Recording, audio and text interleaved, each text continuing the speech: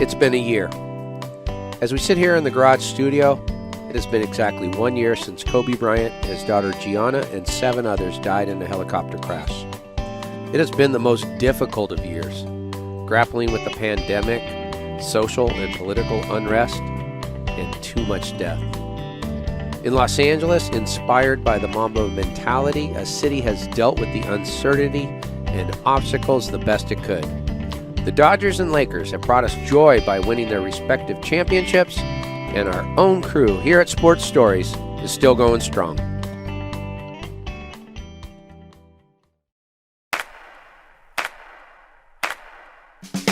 I'm a Venice, California-born, Los Angeles-based sports fan, one that has played, coached, announced, and promoted sports my whole life. My love affair with sports started in my own backyard and has led me to this podcast. Thanks to the support of the Amateur Athletic Union in East Bay, I'm excited to bring you Sports Stories with Denny Lennon.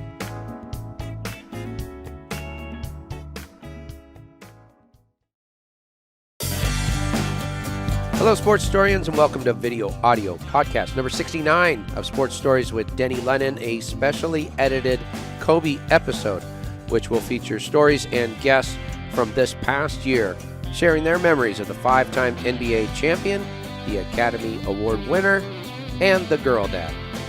It's time to bring in the producer of this very special episode, Marley Rice. Hi, everyone. So we wanted to open this Kobe series with 2 of our introductions that we did with 2 of our favorite girl dads. My favorite girl dad, my dad, Scott Rice, and Lakers studio host Chris McGee. So one of the intros was the day after me and you visited the Kobe tribute at LA Live, which was spectacular. And the second one was after you got to attend the Celebration of Life. That's right. 2 of my favorite intros we've ever done, tear-jerking. So sit back and enjoy as we bring you our past year remembering the legend himself, Kobe Bryant.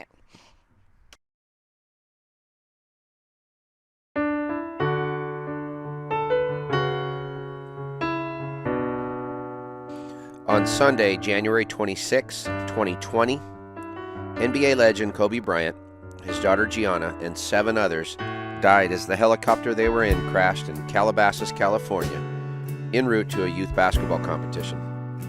The 41-year-old Bryant, who was drafted out of high school and played all 20 years of a stellar basketball career for the Los Angeles Lakers, was a complicated man.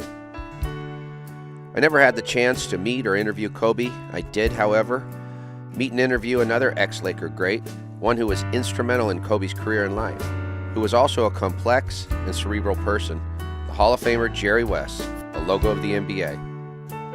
I met Jerry West when I was 8 years old in 1972, the year he and the LA Lakers finally won an NBA title. The Lakers practiced at nearby Loyola Marymount College, thanks to the connections and kindness of my godfather, Dick Gass.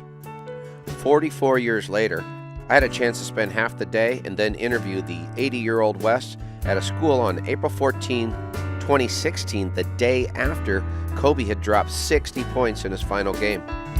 West, then a consultant for the Golden State Warriors, did not attend Kobe's final game. He was up north watching what he noted was a team accomplishment as the Warriors won their 73rd game of the regular season, an NBA record-breaking achievement. West is as great in the front office building championship teams as he was on the court when he's one of the best players of all time. Number 44, Jerry West, who remains in great shape both mentally and physically, talked about Kobe's last game with me that day. Kobe took 50 shots, he asked me. Give me 50 shots and I'll drop 100. Hilarious. That's the type of competitive drive that mirrored the same drive he recognized in a young Kobe Bean Bryant in 1996. Yes, it was in 1996 one Laker great identified a future Laker great. As general manager of the Lakers, West only needed a few minutes of watching the then 17-year-old Kobe work out at the YMCA in Inglewood, which, incidentally, is only 3 miles away from where we record Sports Stories. West figured out a way to draft the youngster and also managed to bring Shaquille O'Neal to the Lakers, launching another great era in Los Angeles. Despite both Shaq and West eventually heading to different franchises while Kobe stayed with the Lakers, they both spoke of their love for Kobe in the aftermath of the recent accident, as did so many fans. As a longtime Laker fan myself, I marveled at Kobe's ability and determination, his knack for willing his team to victory. He was my son's favorite athlete, once breaking out a 360 dunk while we watched in amazement from the 300 section at Staples Center. I also recognized that he was not always the best teammate. He married young and made a grave mistake as a 24-year-old in 2003 and was on the verge of leaving the Lakers in 2004 before Wes talked some sense into him. In the final tally as a player, he racked up numerous accomplishments, including 5 NBA championships. But it was the post-NBA Kobe that I, like many, truly marveled at. He not only managed to win an Academy Award for his animated short film, Dear Basketball, but he found out something that so many of us know, that being a parent, and in his case a girl dad, is a reward on another level. Kobe made his biggest play after he finished playing. He, like always, led by example. A father of 4 girls, he now had a chance to be attendant to his girls and supported them in the public place where so many of us congregate, the world of youth sports. His oldest, 17-year-old Natalia, is a volleyball player. Next up was Gianna, a promising basketball player. He was calm when he coached, gracious towards fans, and tried his best to be a respectful sports dad. He used his position to advocate for women's sports, be it collegiate or professional. ESPN sportscaster Elle Duncan told her emotional story of meeting Kobe, setting off the #GirlDad social media explosion. If you've not seen the report, do yourself a favor and look it up. The piece hit as close to home as something could hit. I'm a proud girl dad, and fortunately, I was able to coach my own daughter for years. As a dad, I know that if you do it properly, you can teach life lessons through sports. As a coach, I have also been lucky enough to work with many people's daughters for 35 years. I've coached boys who've become men, and they are proud to be called girl dads. Kobe was right. He said what all us dads know. Girls are the best. When the news came in that Sunday that Gianna and 2 of her teammates were on board, that hit the hardest for me. While I did not normally or ever use a helicopter for commuting to games, I did commute often with young athletes all over Los Angeles. You become close over long drives, over hanging out, before and after games, and through competing together. I thought about guests I've interviewed for this podcast just in the last few months who are proud girl dads, like AAU President Roger Gowdy and his daughter, Taylor, Super Bowl champ Peter Boulware and his 3 girls, and a soon-to-be-published episode with Laker broadcaster Chris McGee, who has 2 daughters, Millie and Luca. I reflected on many of the young athletes and their families, and it's sad that something like this has to remind us how fortunate we are to have these special times with our children. Among the many young athletes I've coached is a group of 5 sisters, Ryan, Jordan, Marley, Avery, and Darren Rice. They now range in ages from 34 to 23, but I had the chance to coach them when they were about the same age as Gianna Bryant and her teammates. I've known their girl dad, Scott Rice, for close to 20 years. On the Thursday after the crash, I visited the fan-generated memorial at LA Live across from the Staples Center with my daughter, Sienna, and Scott's daughter, Marley. It was overwhelming, and the part of it that resonated with me were the emotion tied to the most important part of Kobe, of him being a father. So this introduction's not easy, most of all because it ties into being a husband and a father. Kobe was doing both of those especially well when he died on January 26. The last public memorial I attended in Los Angeles was about 10 years ago, in 2010, and it was for another basketball legend, UCLA coach John Wooden. That, of course, was expected given that Coach was 99 years old. This, of course, was not expected. Kobe was only 41. I coached basketball in both middle and high school for over 35 years. Marley was on a few of those teams. And there are 2 things that all my teams knew. Who was the greatest coach ever, Marley? John Wooden. Yep, and the greatest pro franchise ever? The Los Angeles Lakers. That's right. So for as long as I can remember, I've loved the Lakers. As a child, I followed that 1972 team that won the NBA championship, the first for the franchise in Los Angeles. As a teenager and into my years as a young adult, it was the Showtime Lakers, winning 5 NBA championships in the 1980s. And then as a family man, it was the Kobe Lakers, who won 5 more titles in the 2000s.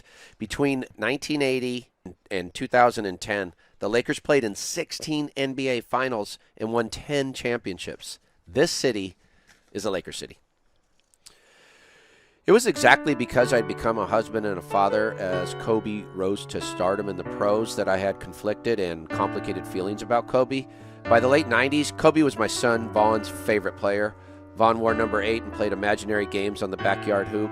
Vaughn and I watched Kobe pull off a 360 dunk at Staples. My wife Christine and I would yell at the TV and plead with Kobe to save us and pull out another victory for their Lakers. But how is it that this player, as great as he was, had millions in this city mourning and paying tributes across the Southland? It's unlike anything this city's seen. The 20,000 mourners that assembled yesterday to line up and enter into Staples for the memorial were dressed like they were going to a playoff game, but they were solemn and respectful, and everybody was feeling together. The scene was surreal, especially with the helicopters hovering above. Bill Plaschke is a columnist for the LA Times. He'll tell you this is a Laker town. Plaschke is the voice of LA when it comes to sports. He's been named Sports Columnist of the Year 7 times, and he has a handle on just how important the Lakers are to LA. Plaschke wrote 2 articles recently, one on Sunday, the day before the memorial, and one today, the day after. Plaschke wrote, "What is it about Kobe Bryant's loss that affected so many different people so dramatically? Far from the type of icon normally mourned by millions, Kobe Bryant was but a basketball player. Maybe it's because, for better or worse, over nearly a quarter century, this basketball player was ours. For a generous portion of our lives, Bryant reflected the city's work ethic, mirrored its toughness, mimicked its drama, matched its glitz. He set an NBA record by playing 20 years for one team in one town, the most popular team, and he did so with a narrative arc that was equal parts Hacienda Heights and Hollywood. He represented something for everyone because he was human as anyone. The most famous, frailty-ridden sports star in the city's history, and together, we rode his wave." Inside, Staples looked like it never looked before. The 24 by 24 foot stage, the roses, the lighting, it was all just right. The speakers of the event were spot on. And what came through most was a tribute to Kobe as a man after he retired. The girl dad was, to me, a more impressive man than he was a basketball player, and that is saying something. Most impressive of the speakers was Vanessa Bryant. I go back to Plaschke, who wrote in today's LA Times, "For 2 decades, Kobe Bryant owned the Staples Center court with courage under pressure. For 7 minutes Monday morning, Vanessa Bryant did the same. Where he once amazingly flew, she stood strongly still. Where he once pumped a fist in triumph, she clutched a tissue in survival. But with the same determined grace her late husband repeatedly showed in virtually the same midcourt spot she stood, she pushed through the pain to share intimate stories of laughter and love.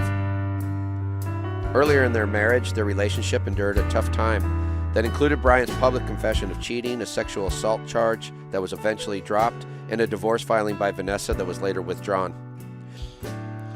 To hear her speak of him in such glowing terms was powerful and healing. It completed the narrative that Bryant's life had a fulfilling second chapter. It delivered a compelling message about the strength of forgiveness. I was moved by Alicia Keys playing Beethoven's Moonlight Sonata, a song Kobe taught himself to play for Vanessa. That's just incredible. Alicia, who grew up without a father in Hell's Kitchen, made a beautiful statement without uttering a word. I was also inspired by Oregon's women's basketball player Sabrina Ionescu. Kobe and Gianna had forged a really close relationship with her. She gave a very moving tribute, and part of what she said was this: